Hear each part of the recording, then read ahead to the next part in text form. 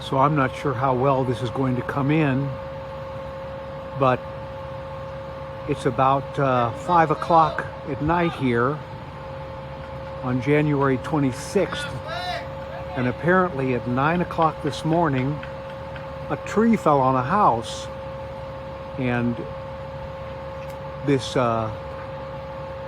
big piece of machinery that's got that is actually stretched up there because a telephone pole is at an angle, and I guess they're afraid it might come down. So this piece of machinery has got this big boom and it's stabilized it. You can't really tell, but it's tilted, and they're afraid it's going to come down, and somewhere out in all that distance is the tree that fell on a house. This is literally 1 block from me, and this is the closest I can get to it. But this is on the corner of Topanga Canyon and Ybarra Rd.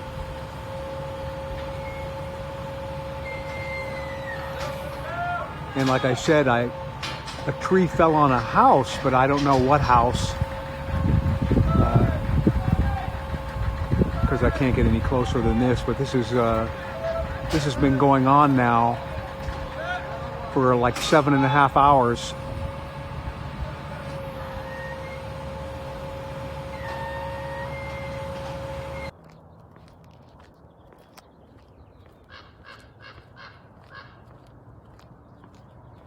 Good morning, everybody. It's January 27th, 2023. It's about 7 o'clock in the morning, and I'm taking a little walk. I showed you the video last night of some of the damage done by this tree that fell over, and I was reading about it on the news, and it apparently took down 3 power poles and fell on a house, and the house is only about a block from where I live. And there was a lot of wind damage in the area, and a lot of wind damage in a lot of areas. So we're coming up here on this portion of the street was blocked off to anybody that did not live on the street. And as we come up here, we can see that there are branches here laying in the road, on the sidewalk and on the street. These are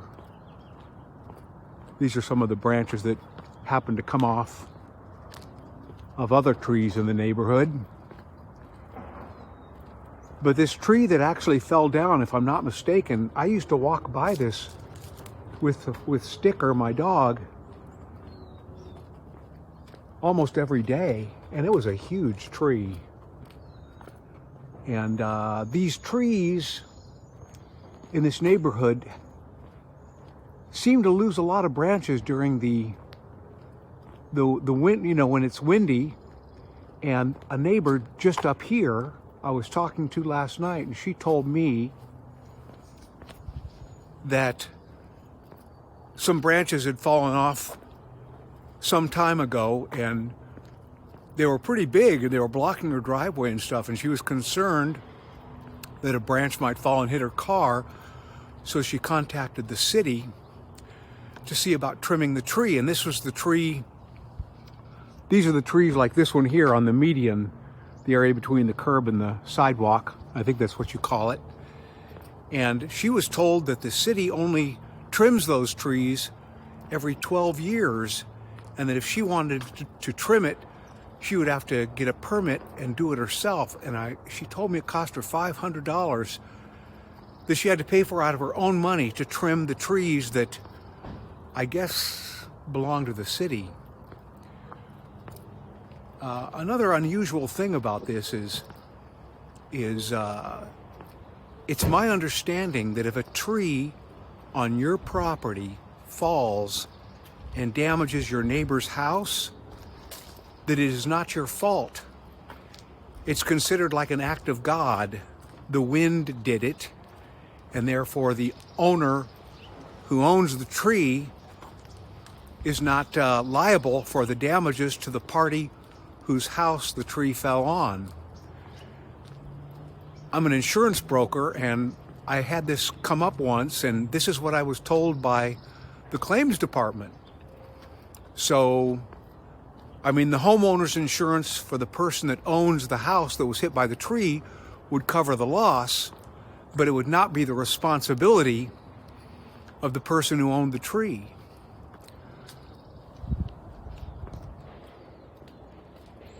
So, in this situation that occurred here yesterday morning, because I was coming home from a dental appointment at around 10, and this was all going on, and then later last night at around 5 o'clock, I made that video showing this whole situation, and that was 7 hours later, and they're still working on it this morning. And last night, my Wi-Fi at my house was not working, and I have a feeling it was because of this event that damaged this house. Apparently, the tree fell on a house, and a woman and her baby were in the house, but they were not injured. Well, the woman got a bump on the head, and she went to the hospital and got checked out, but she was okay. So she was slightly injured in this thing.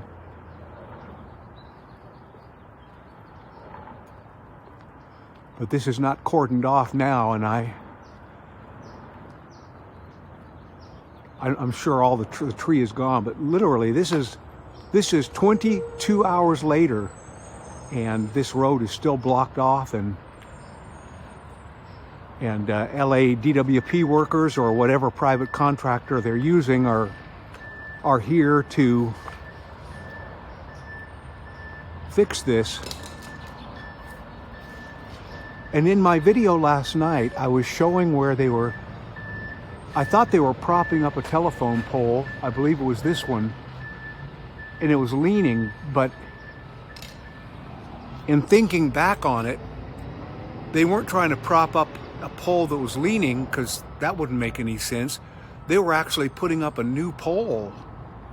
So, I mean, that's what would make sense, because if a pole is about ready to fall, you're not going to prop it up and try to maintain it. You're going to take it out and put in a new one with a new foundation and everything. So, there's a company here called FiberTel Communications, which I guess they're working on the telephone poles and the wires and whatnot.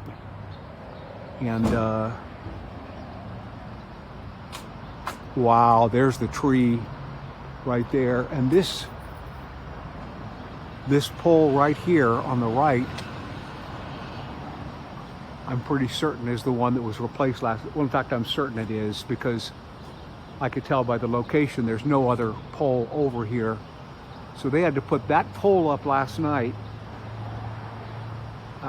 What a job that was. And then we come up here, and this is the house here that was damaged.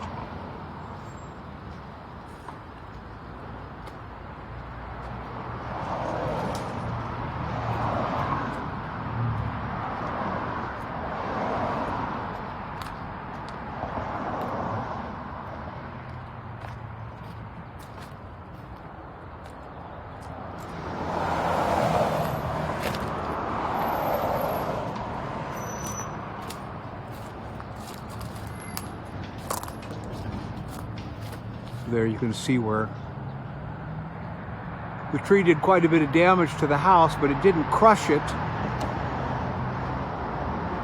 But my God, it's their yard is completely. This is city street right here, but there's the tree that fell, and this thing is huge. The diameter of the base of this tree was about 5 feet to 6 feet. And this trunk right here is about 8 feet tall. This is amazing. Hello. You weren't the person on the news with this, were you? No. Because there was a neighbor that was interviewed about this. Oh, really? Yeah, and looked kind of like you. Boy, this is just, look at the size of this. Filming it doesn't do it justice.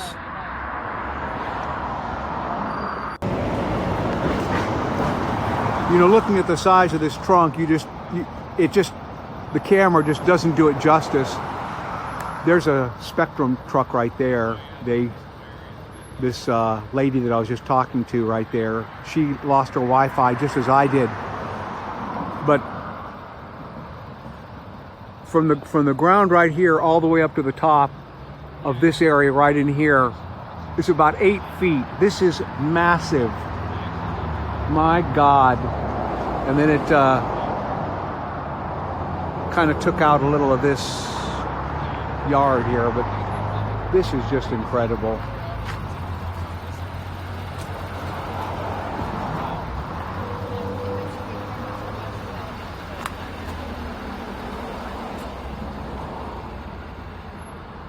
This telephone pole too was also taken out.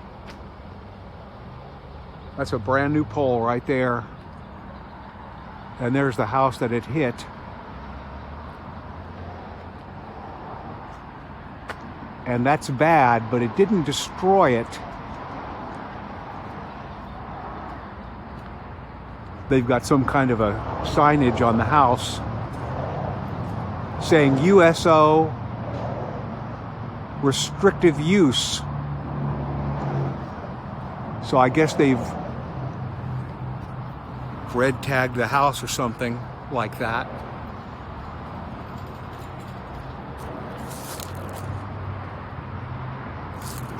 Oh, and this is one of the telephone poles that they put in. You can see the dirt has been disturbed here. They had to put that in over the past 10 hours or 23 hours because they've been working on this since 9:30 yesterday.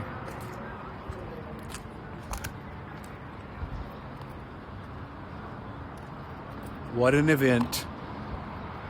Oftentimes when I'm walking in this neighborhood, I actually think to myself, what if a tree branch came down? Because they come down all the time. Every time we have winds, you see branches on the ground in this neighborhood. So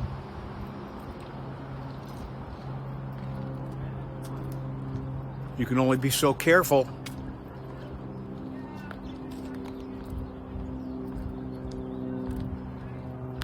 Anyway, I'll probably talk to the people that own that house, and that's got to cost a fortune to fix a damaged house like that. It's just incredible.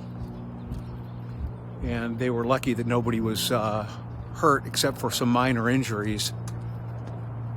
But that closed down Topanga Canyon from Mulholland at least down to Ybarra and possibly farther down,